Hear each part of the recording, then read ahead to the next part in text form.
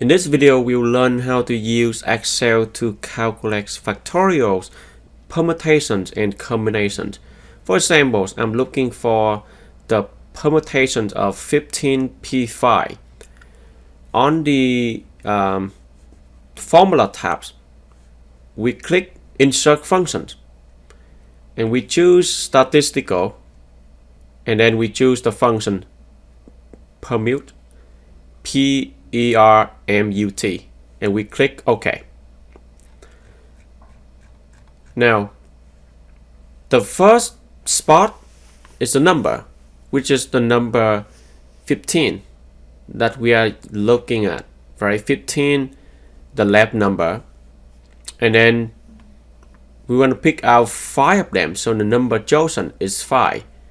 So we type in 5 here. This is a typo. It should be 15p5 because this is the permutation, not combination. So 15p5.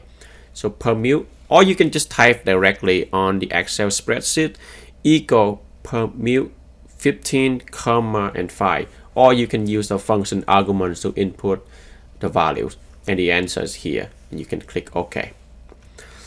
Similarly, you can do the combinations 15c5 using the same process. Formulas, tabs, click Insert Function, choose Combine, C-O-M-B-I-N, click OK, and then the number is 15. We have 15 objects. We put 15 in, and 5 is the number chosen.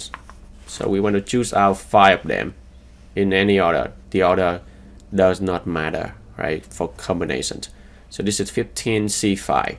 So 15 for number, and then the right number 5 is the number chosen. And then this is the answer, and you click OK. For the factorial, 15 factorial, again, we will use the formula tabs, insert functions, but then you go to math and trick calorie, okay? You do not go to statistical as before, but we click on math and trick, and we click on the function fact, F-A-C-T. This represents for factorial. We click OK, and we just enter the 15. This is the number that we are looking to find the factorial. Or on the Excel spreadsheet, you can just type equal fact and then open parentheses and then enter the 15 and then close it. And that should give you the answer here. Or you can click OK here. And that is the end of this videos.